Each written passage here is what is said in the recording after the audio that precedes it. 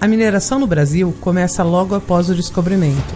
Na época colonial, em 1520, já se extraía ouro do subsolo brasileiro, e a corte portuguesa se apressava em editar ordenações que lhe garantissem a posse de todo o vil metal encontrado. Após a independência, a Constituição de 1891 garantiu os direitos aos donos da mina e da terra onde o ouro era encontrado. Mas a produção, que chegou a 300 toneladas por ano em séculos passados, não chegava nem a terça parte disso no final do século XIX. Nesta época, os Estados Unidos e a Europa já exploravam uma liga de ferro e carbono para a produção do aço. Só aí o Brasil passa a valorizar as reservas de ferro no estado de Minas Gerais. Em 1909, os ingleses compram todas as reservas de minério de ferro de Minas Gerais e criam uma empresa de capital inglês. Com a chegada de Getúlio Vargas ao poder, pós-Revolução de 30, ele encampa as reservas de ferro, nacionalizando a empresa, e assina o Decreto-Lei nº 4.352, que cria a Companhia Vale do Rio Doce em 1º de junho de 1942.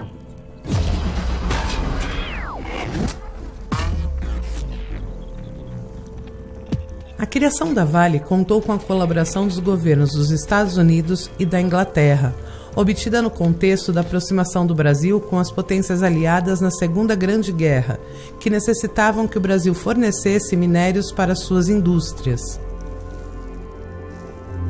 No pós-guerra, a Vale passa a fornecer minério para a reconstrução do Japão. E enquanto o país asiático se converte em uma grande potência econômica mundial, a Vale se torna uma grande mineradora.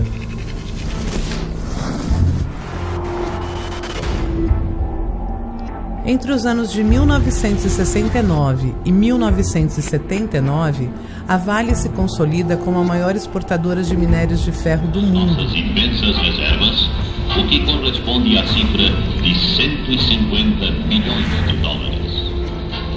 Em 31 de julho de 1967, Breno dos Santos, geólogo da US Steel, descobre a mina de Carajás em um pouso de helicóptero.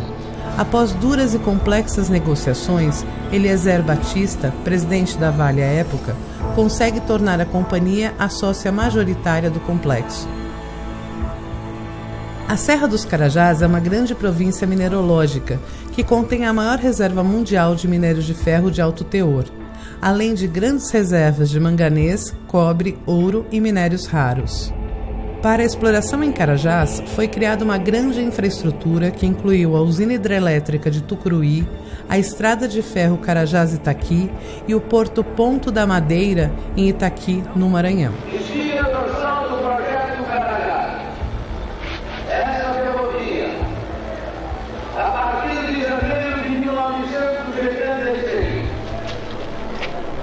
Permitirá o escoamento anual de 15 milhões de toneladas do minério da região.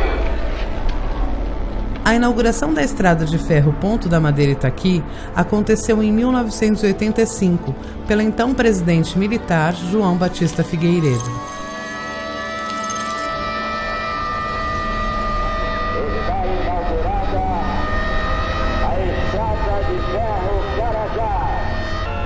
Nos anos 90, Fernando Henrique Cardoso é eleito presidente e, seguindo as tendências da política neoliberal, implanta o programa de desestatização. A privatização mais emblemática foi a da Companhia Vale do Rio Doce, em 1997. A reação da sociedade ao leilão é rumorosa. Em ato público realizado na Associação Brasileira de Imprensa, no Rio de Janeiro, o senador Darcy Ribeiro protestou contra a venda do que chamou de a mãe das indústrias do Brasil. Em Brasília, o presidente Fernando Henrique Cardoso passou o dia acompanhando a disputa judicial em torno da privatização da Companhia Vale do Rio Doce. Para o governo, as liminares contra a privatização da Vale são ilegítimas. Mas apesar de todas as manifestações e tentativas judiciais de se barrar o leilão, a empresa foi arrematada pelo Consórcio Brasil, liderado pela CSN e que incluía fundos de pensão.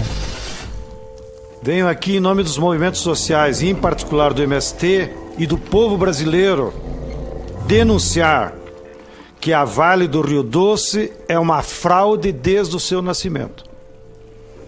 Antes ela era a empresa nossa. Aí no governo Fernando Henrique Cardoso privatizaram de uma forma fraudulenta, porque ela valia 100 bilhões de reais contabilmente marcado, independente das reservas, e o governo Fernando Henrique entregou para o capital internacional por 2 bilhões e 400. Roubaram a Vale do Rio Doce do povo brasileiro. Deputados, inclusive, entraram na justiça pedindo anulação do leilão. Já em segunda instância, aqui no Tribunal Regional Federal de Brasília, o leilão foi anulado. E essa decisão da juíza está ainda pendente na justiça até hoje, 10 anos depois. E ninguém sabe por que o processo não anda. Porque a decisão de segundo grau já era que o leilão foi completamente fraudulento.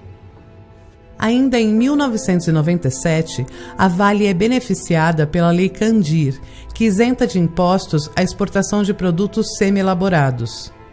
A Lei Candir entrou em vigor em 13 de setembro de 1996 e isenta do tributo ICMS os produtos e serviços destinados à exportação.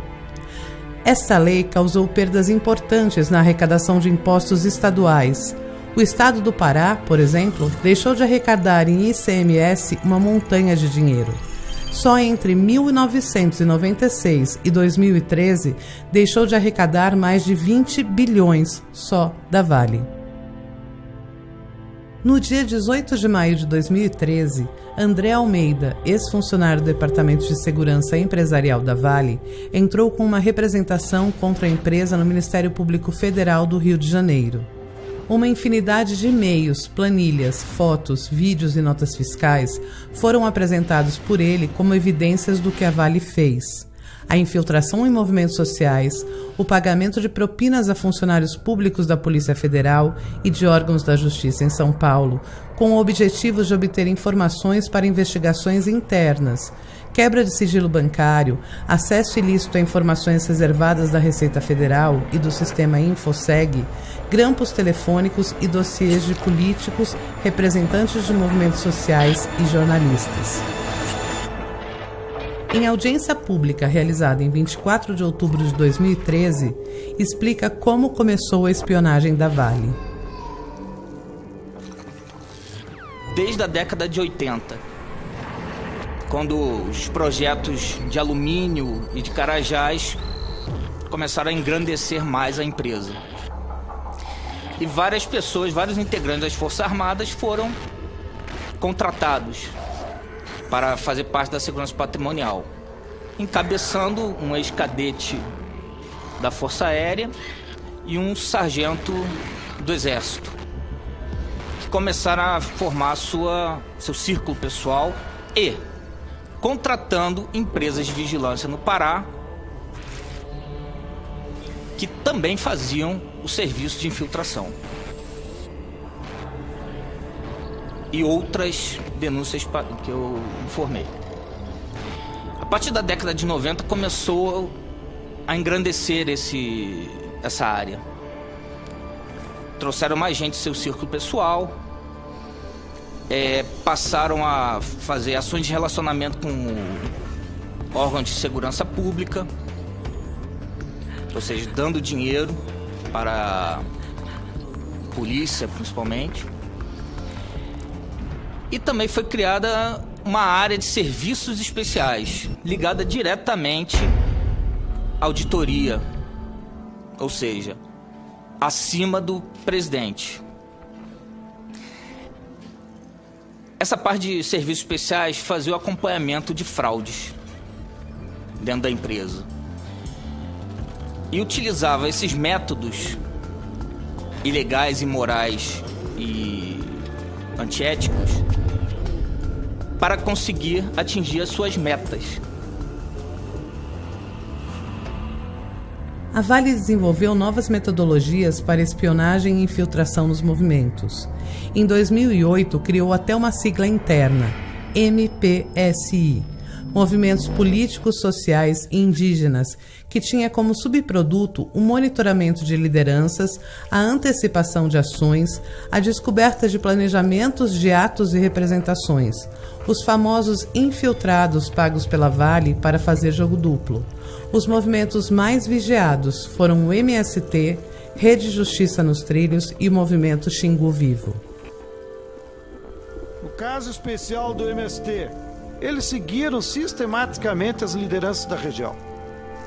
E depois, como que num conluio entre o Poder Judiciário e os seus serviços de inteligência, quando houve um movimento popular que mais de 5 mil pessoas pararam os trilhos da Vale, lá em Paropebas, para exigir direitos, entre eles de ter proteção da estrada, que ocorrem tantos acidentes, a Vale teve a petulância de entrar na justiça com 2 processos.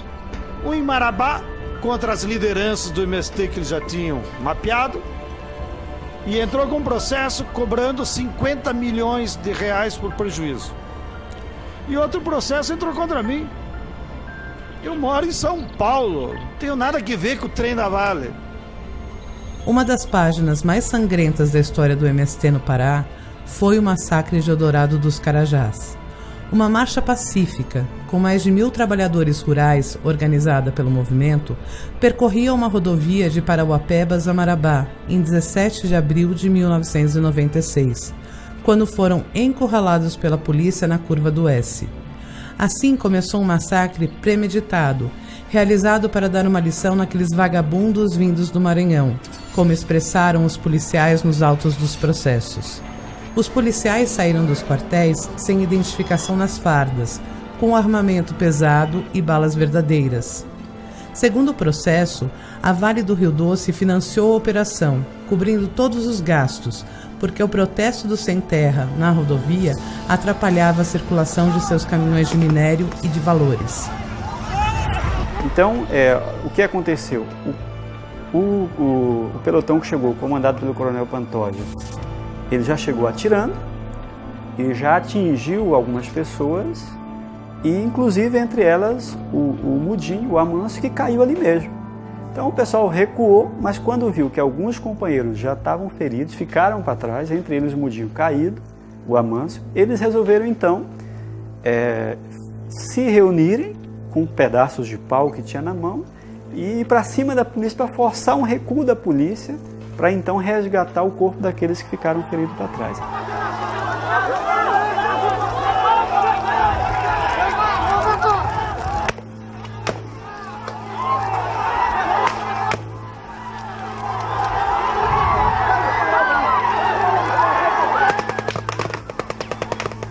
A polícia não poupa ninguém, investe em cima de mulheres, crianças e até da imprensa.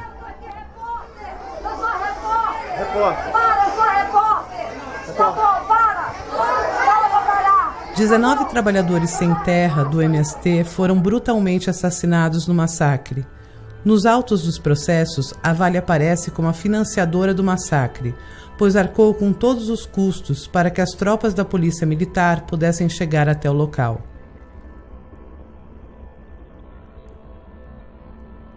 Na verdade, o que houve foi o seguinte: a Companhia Vale do Rio Doce manteve um contrato escuso com a PM. Nesse contrato escuso, os coronéis ganhariam tanto, os capitães tanto, os tenentes tanto, os sargentos tanto e os soldados tanto, para dar segurança aos carros de transporte de valores da Companhia Vale do Rio Doce. Quando os sem terras fecharam lá, parece que tinham 2 ou 3 carros que necessitavam passar por lá. E a Vale do Rio Doce sempre teve acesso ao governo, esse negócio todo. E ele falou assim: olha, estou impedindo a nossa passagem aí, pô, vê se tu dá um jeito aí. Aí foi que mandaram a ordem para o Pantoja. Então é assim que a Vale do Rio Doce, ao invés de agir com pistoleiro, como fazem os grandes fazendeiros, ela age com polícia militar, ela age tendo o controle do governo do Estado. Então, você não pode dizer que ela é criminosa nesse sentido restrito da Valado. Você pode dizer que ela tem uma atuação extremamente danosa em função da manipulação de interesses mais poderosos. Durante já a gestão do presidente Murilo, foi mandado infiltrar, isso sem o meu conhecimento, só soube depois quando fui pagar a conta, de um elemento infiltrado em Açailândia, no movimento Justiça nos Trilhos. Isso foi novo, já durante a gestão atual. Em momentos de estar em reunião no Ministério Público Federal, com comunidade que é impactada pela Vale, chegar a pessoas que nem a comunidade nem a gente conhecia, com gravador, com celular na mão. Então, essa é uma situação que a gente vivenciou e que a gente desconfiou que ali eram pessoas que estavam sendo enviadas para gravar a conversa, né? E a quem interessaria gravar uma conversa de uma comunidade impactada, né, pela Vale com o procurador? A Vale sabe quem o incomoda, ou aquele grupo de pessoas que o incomoda. E para esse grupo de pessoas que incomoda, ela sabe exatamente o que fazer. É privar de possibilidade de vida social a essas pessoas, seja pela infiltração, seja pelas ameaças veladas, né? Seja pela militarização próximo aos assentamentos, seja pelo financiamento das empresas de segurança para fazerem verdadeiras rondas nas vicinais que passam dentro dos assentamentos, ou em torno do assentamento. E ela sabe exatamente quem deva matar, ou ela sabe quem ela precisa desmoralizar a tal ponto de que qualquer assassinato qualquer assassinato lhe serve, ao ponto de dizer, olha, esse realmente é criar um juízo na sociedade de que esse grupo de indivíduo ou esse indivíduo realmente precisava morrer porque ele estava impedindo o progresso. E você se enquadra nesses indivíduos que para Vale precisavam morrer? Tudo que nós colhemos até agora nos leva a crer que sim, não só eu, mas outros tantos militantes sociais do Pará e da Amazônia, mais precisamente aonde a Vale tem algum tipo de projeto estratégico. Foi muito importante o ano de 2013 para que estratégias de espionagem de empresas em relação a movimentos de resistência também viessem à tona. Em fevereiro de 2013, durante a reunião de planejamento do movimento Xingu Vivo para Sempre, né, que faz a resistência à hidrelétrica de Belo Monte, empreendimento que tem a participação acionária da Vale, um espião pago pelo consórcio construtor de Belo Monte é pego com uma caneta que estava filmando a reunião. Ele então é descoberto, é identificado, é descoberto e dá uma declaração, um depoimento, na qual ele revela um esquema na qual ele era pago, o salário de R$5.000 aproximadamente, pago pelo consórcio construtor de Belo Monte, e a partir disso ele entregava as informações para o consórcio que os repassava à ABIN, Agência Brasileira de Inteligência. O detalhe é que esse sujeito que foi identificado como espião era um sujeito que era conhecido pela principal liderança do movimento, que é Antônia Mello, desde criança, então era uma pessoa acima de qualquer suspeita, né? O que torna muito mais, digamos, fácil, permite o acesso da pessoa, do espião, torna a infiltração mais fácil, né? Tá lá, meu nome tá lá, né? Como espionagem. Então você deixa, além de você sofrer os problemas, ainda é criminalizado pela Vale. Tem pessoas atrás de ti 24 horas para saber para onde tu vai, o que tu tá fazendo e tudo mais. Então, entendeu? Quer dizer, não basta a ditadura que esse Estado brasileiro sobre a população agora permite que as empresas também possam fiscalizar as pessoas. Quer dizer, você perde a privacidade. Então é outro problema sério que nós vivemos nessa região. E não deve ser só aqui na região, deve ser em todo lugar que a Vale atua, né, com esse processo. As infiltrações em movimentos sociais eram realizadas por intermédio de uma empresa de segurança especializada. A Network era responsável pela espionagem e infiltração de pessoas nos movimentos sociais e atuava principalmente na região de Carajás. Recebia de acordo com o trabalho mensal solicitado pela Vale. E segundo notas fiscais entregues ao Ministério Público por André Almeida, a empresa de segurança chegou a faturar mais de R$300 mil num único mês.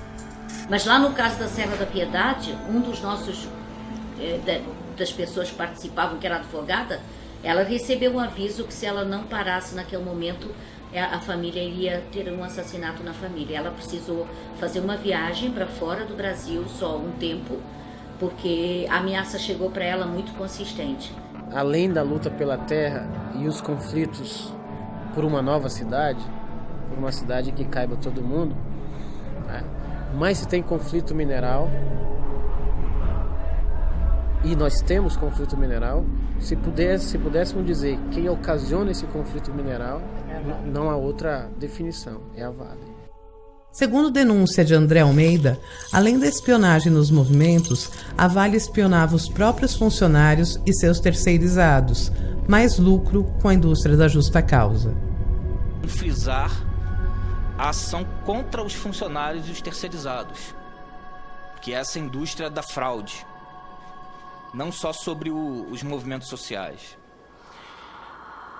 Então a gente tinha lá as escutas telefônicas, que eu mesmo apliquei pelo menos 2, a invasão de computadores sem a notificação ao empregado, tendo acesso e divulgando material particular, incluindo fotos, as câmeras ocultas que eram colocadas sem o funcionário saber, o levantamento através do InfoSeg dos antecedentes criminais dos trabalhadores.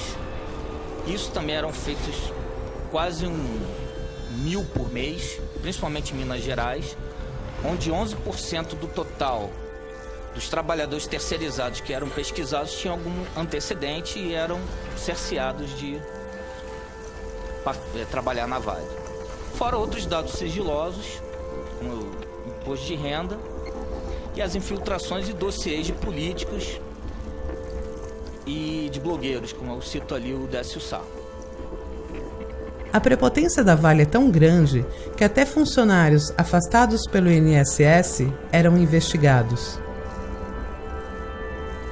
Fora do grampo telefônico em funcionários afastados pelo INSS, ou seja, se era uma fraude no INSS, por que essa fraude não era passada para a Previdência? Status. Um dos casos mais emblemáticos é de um funcionário da empresa afastado por problemas no joelho. A Vale contratou serviços de segurança para investigá-lo quando descobriu que ele estava andando de bicicleta e montando uma empresa de equipamentos para bicicletas. Mas se houve fraude, quem deveria investigar? Não seria o próprio INSS? Além de todas as denúncias entregues ao Ministério Público pelo ex-funcionário sobre a espionagem, documentos como lista de processos de parceiros envolvidos em utilização de trabalho escravo e trabalho infantil também vieram à tona, principalmente trabalhadores que laboram na produção de carvão e nas guzeiras que produzem o ferro gusa. Então o Estado, não fiscaliza a Vale deita e rola no Estado do Pará. Além de grandes lucros, é a grande destruição promovida aqui. Uma quantidade enorme de pessoas morreram atropeladas pelos trens da Vale nas regiões dos estados de Minas Gerais, Espírito Santo, Maranhão e Pará. Para que não responda processos na Agência Nacional de Transportes Terrestres, a Vale induz familiares para que as ocorrências sejam feitas como acidente. Dessa forma, o culpado é sempre a vítima. A maioria dos boletins descreve as vítimas fatais como suicidas ou usuários de drogas e álcool, que se deitaram e adormeceram na linha do trem. Assim, isenta-se dos processos e das indenizações. No ano passado, recebemos uma denúncia de que o trem tinha matado um adolescente de 13 anos. Então nós fomos chamados, me dirigi para a comunidade com a equipe e lá encontramos a família, já mais ou menos 8 dias após o acontecido. O adolescente foi atropelado pelo trem quando fazia uma travessia para ir para a casa de um colega. Quando as equipes do SAMU e do Corpo de Bombeiros chegaram ao local do acidente, ainda encontraram o ajudante de lanterneiro, Márcio Antônio Nunes, 46 anos, com vida.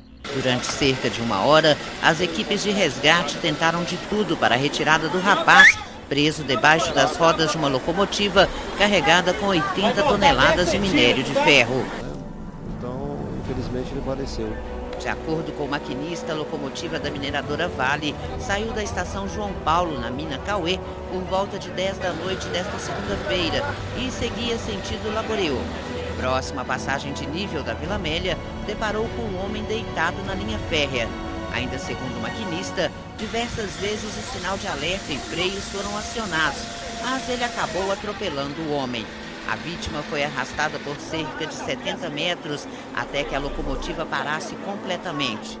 Pois é difícil falar de direitos humanos aqui nessa casa sem lembrar das crianças que estão neste exato momento fazendo carvão para alimentar as siderúrgicas de Marabá, que neste exato momento estão vendendo bala, laranja, água e outra infinidade de coisas para ter a sua subsistência. A infância não foi inventada nesse território, companheiros. Com a construção do bilionário projeto Ferro Carajás S11D da Vale, que dobrará a exploração mineral na Serra de Carajás, as populações de 27 municípios cortadas pela estrada de ferro Carajás sofrem com sua duplicação e outras comunidades sofrem graves impactos, como traumáticas remoções. E nós chegamos nos vilarejos, gente, as casas com uma letra encarnada na porta. Todas as casas que tinham aquela letra encarnada na porta ia sair todo mundo.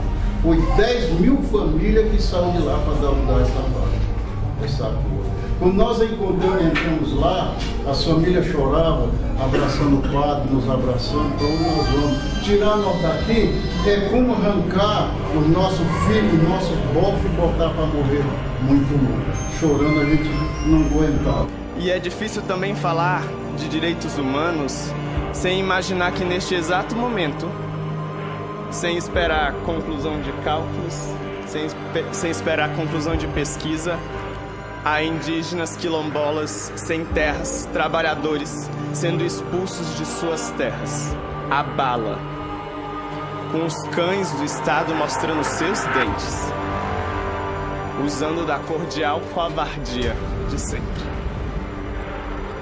Em 24 de setembro de 2013, a presidente Dilma Rousseff fez duras críticas ao monitoramento de segurança do governo americano. Indignada por ter arquivos da Petrobras e telefonemas e e-mails do governo monitorados pela Agência de Segurança Americana.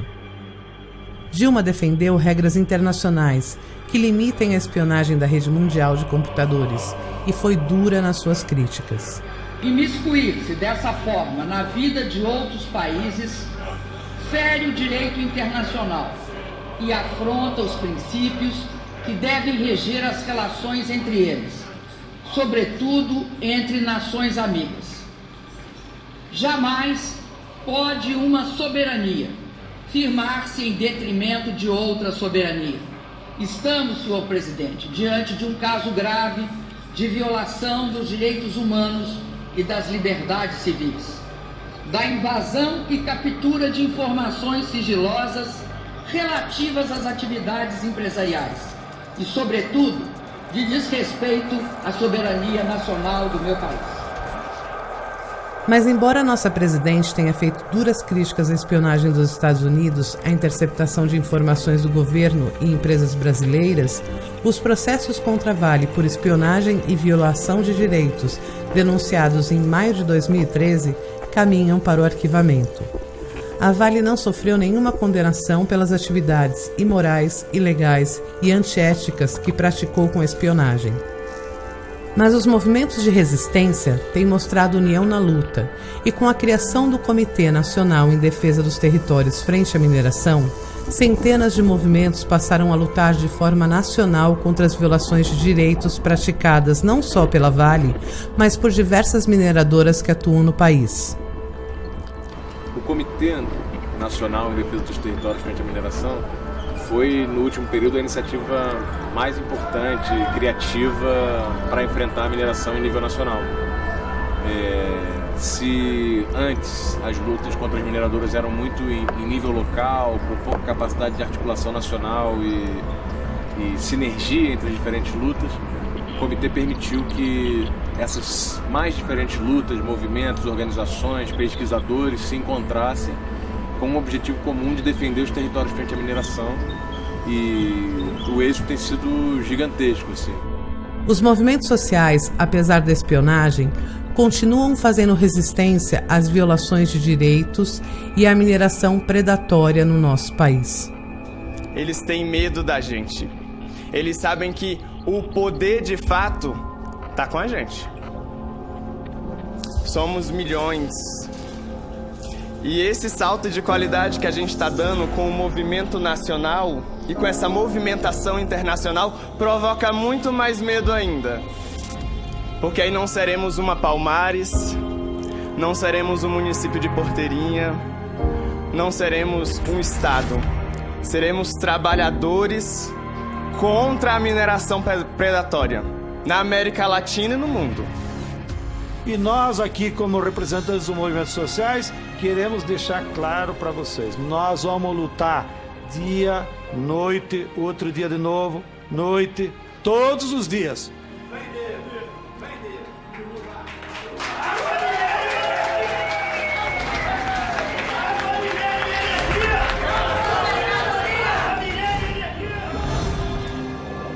Para garantir os direitos das pessoas que são afetadas pela mineração.